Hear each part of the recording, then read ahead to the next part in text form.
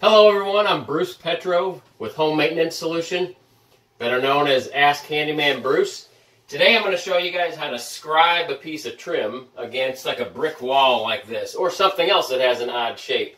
What you're going to need is a pair of dividers like this, and we'll show you how to do it.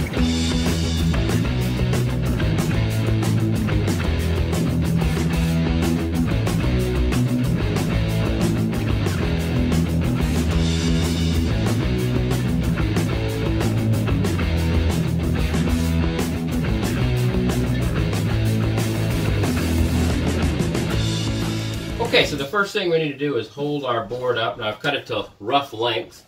We need to hold the board against our area where we need to scribe.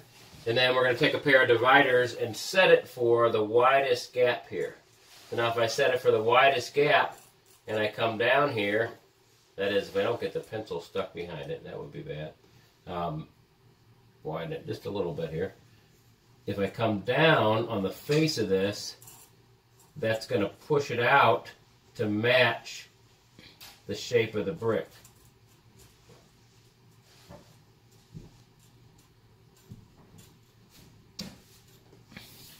Now that part at the bottom got a little squiggly on me, but what I want to do is try to even that out a little bit. But generally speaking, I have the slope of this mortar joint and then this brick that's a little bit proud of this wall. So that's going to get me what I want there. Now the one important thing to remember is that I don't have the board down like this at an angle or down on the other side. You know, it's got to be up exactly parallel and it's got to go straight over. Another thing to remember is you don't want to angle your dividers to where you're hitting a bump down here but your pencil is up here. You kind of want to be straight across as you go. The divider point is straight across from the pencil point.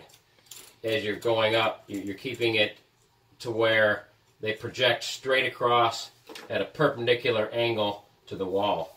All right, now we're going to go take it to the belt sander. We're just going to sand that off. But you could use a number of different things like a jigsaw or other tools to do that, but we're going to use the sander today.